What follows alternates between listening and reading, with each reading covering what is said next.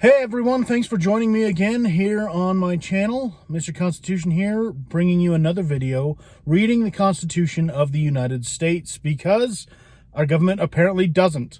So, today we'll be continuing with our reading of Article 1, Section 9, and learning a little bit more about what's going on in our federal government, or at least what should be going on in our federal government.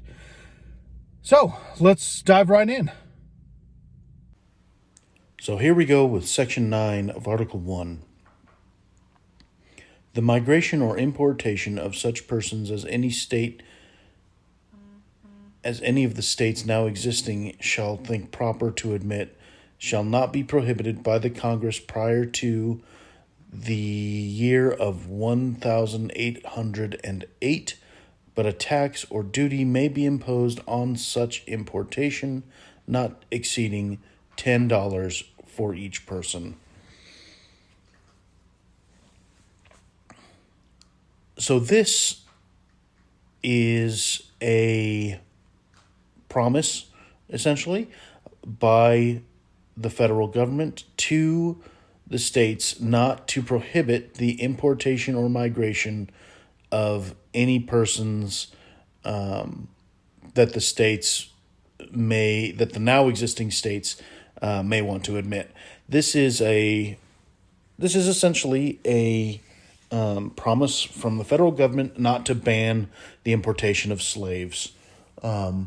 Slavery, as we all know, was a dark and disgusting practice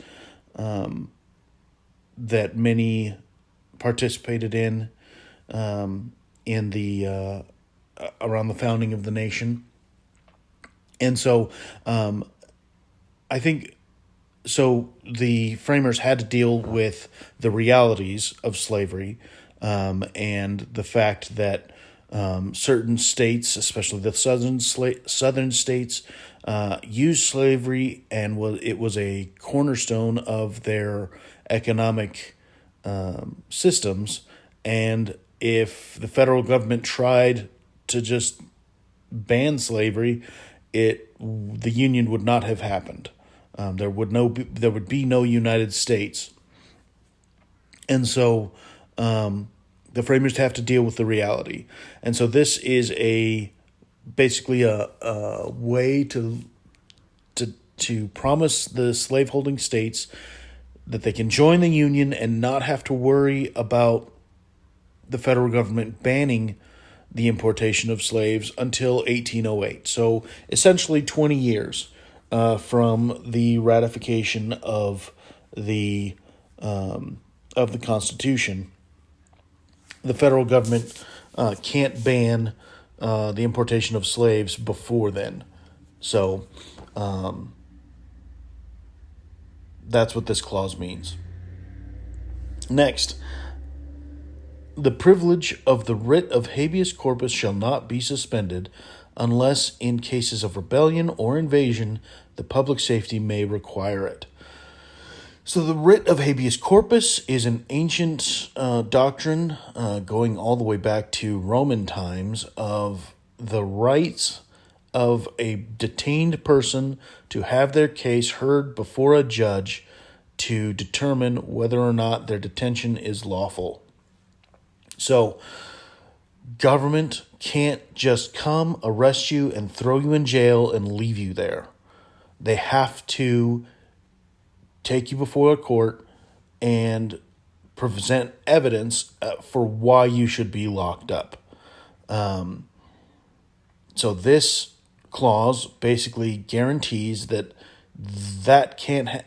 has to be followed, has to be honored, except in cases of rebellion or invasion, when the public safety may require it. So this was most famously done, or infamously done, by President Lincoln during the Civil War. He suspended the writ of habeas corpus. Now, here's the thing: we're reading this in Article 1, which deals with the legislature. So the legislature has the power to suspend the writ of habeas corpus, but the president, I don't think, has that power under Article 2. So that was not really a thing that President Lincoln had to do, but or had the power to do. But the issue with our government, and this isn't a problem specifically with the U.S. The issue with all governments is that people will do what they want to do unless they're stopped. That was the whole idea of checks and balances in our government. So the president can do really whatever he wants as long as Congress doesn't do anything about it, or the judicial branch or the Supreme Court doesn't do anything about it.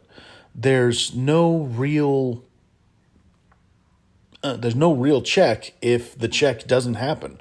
So, when Lincoln suspended the writ of habeas corpus, Congress could have said, wait a minute, you don't have that power, and checked him and legislated something that said, hey, the president can't do this right now, or censured him, or done something, which Congress could say. Congress could basically say, all right, cool, until you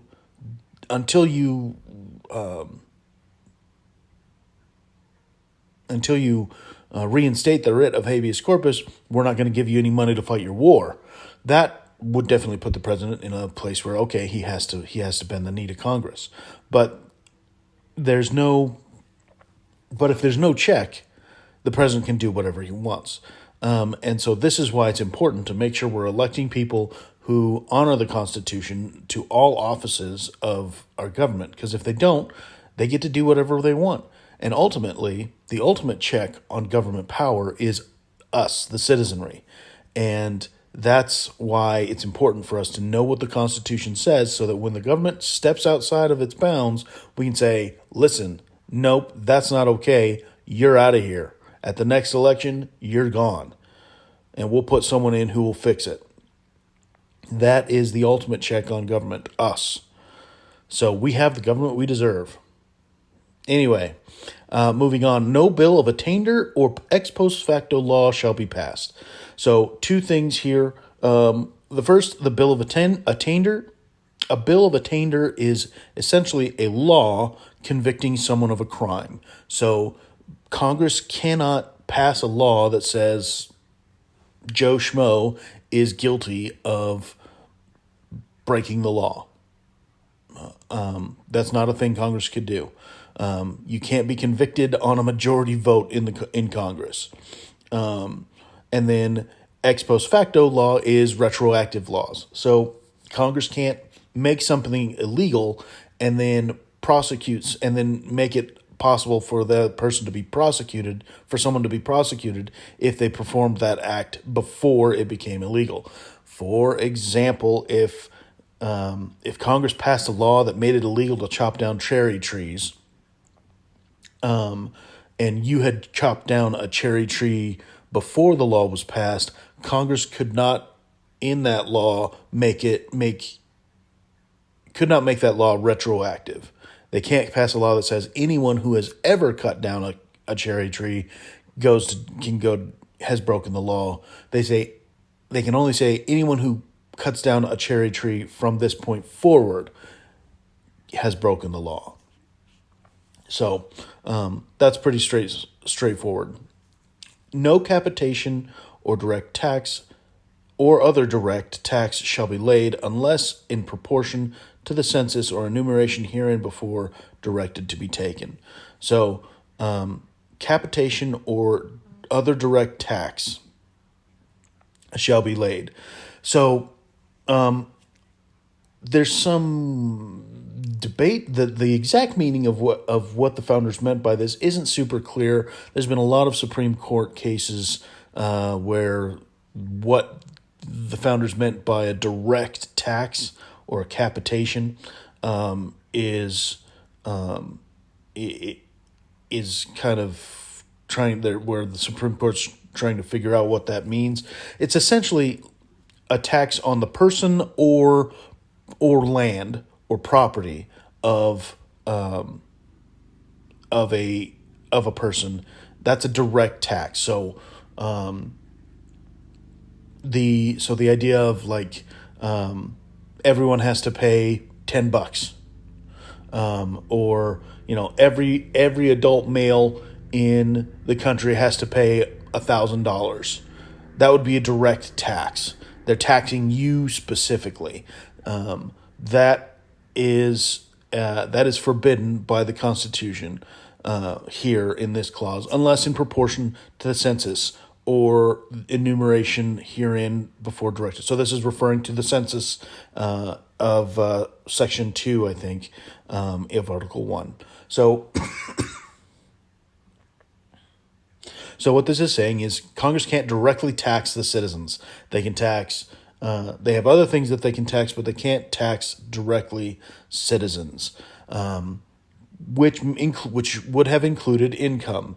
Now, again, later in the 16th Amendment, I believe, we make income taxes an exception to the direct tax prohibition here. But initially, direct taxing you specifically was forbidden by the Constitution. Next, no tax or duty shall be laid on articles exported from any state. So the federal government doesn't get to tax exports from the states. States can export all they want. Importation and excise or use taxes or sales taxes, those are still taxable, but the federal government cannot tax exports of the states. Next, no preference shall be given by any regulation of commerce or revenue to the ports of one state over those of another, nor shall vessels bound to or from one state be obliged to enter, clear, or pay duties in another. So what this means is Congress can't favor different ports in different states over other ports. So they can't say like, okay, if you go to Carolina, you have to pay a 5% tax on what you're bringing in, but if you come to New York, you only have to pay a 2% tax on what you pay. That's not a thing Congress can do. Everything has to be uniform. They also can't require vessels going to one state to go to another state first. So they can't say if you want to go to Virginia, you got to stop in New York first. That's not a thing. Congress. So this is really meant to prevent Congress from playing favorites among the states, and basically so with certain states they have some states have more representation than others, and if the senators could be convinced to pass this law, this would really allow the federal government to hurt or help certain states over others. And so this is meant to just kind of help keep things fair. Next, no money shall be drawn from the Treasury, but in consequence of appropriations by law. And a regular statement and account of the receipts and expenditures of all public money shall be published from time to time. So basically, you can't spend money out of the Treasury without the express permission of Congress. And all transactions have to be public. You don't get to hide what the government is doing with its money. And this, primarily, is why I have a problem with the Fed. The Fed, or the Federal Reserve, is essentially a private bank that the United States government uses to do to spend all its money. We have a Treasury Department, but it's not like the Treasury like most of us would think. Most people, when you think of a Treasury, it's where the government holds its money to spend. But that's not what happens. In our government, I don't know exactly the details, but essentially, the Treasury Department prints the money and then gives it to the Federal Reserve, which is a private entity. It either gives it or loans it to the Fed, and then the Fed distributes it throughout the bank to the banks around our nation. Now, the Fed is a private organization and is not under the obligation here that the Treasury is of making all transactions public. The Fed doesn't have to do that. That's why you often hear some people saying we should audit the Fed, because we don't know what the Fed is doing with all this money. But they're the central bank. They are essentially the bank of banks. And so what they do is not public. And in how our monetary policy works, it's not super clear what they're doing, and that, I think, is a problem. Everything should be out in the open to prevent corruption and promote transparency. So the Fed is a bit of a loophole, a bit of a workaround of this part of the Constitution, and it's why I'm not a big fan. Then finally, last clause of Section 9. No title of nobility shall be granted by the United States, and no person holding any office of profit or trust under them shall, without the consent of Congress, accept any present, emolument, office, or title of any kind whatever from any king, prince, or foreign state. So this clause essentially says we will not have nobility. There will be no aristocracy in the United States. We're not going to have lords and ladies. We're not going to have dukes and barons. We're not going to have kings and princes. That is not how the U.S. works. There is no nobility in the United States. So Congress can't make nobles. And no person holding office or profit or trust under them.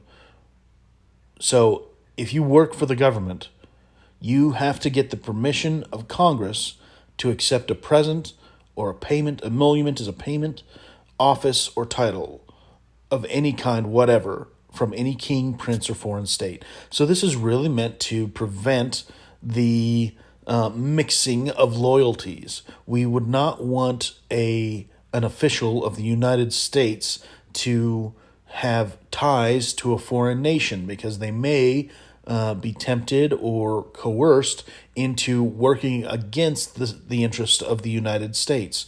So this is basically just a prohibition, a complete prohibition on our federal employees, federal officers, from being involved and entangled with foreign states or other kings or monarchies, which the Founding Fathers were not fans of monarchy. So anyway, that's it for Section 9 of Article 1. And that's the video, guys. Thanks again for reading with us.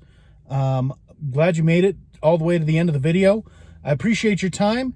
If you liked what you saw here today, please leave a like, leave a comment, smash that like button, whatever the cool kids on YouTube are doing these days, and subscribe. Leave a note and hit that notification bell so you know when new videos are hitting this channel. Thanks again, and we will see you next time.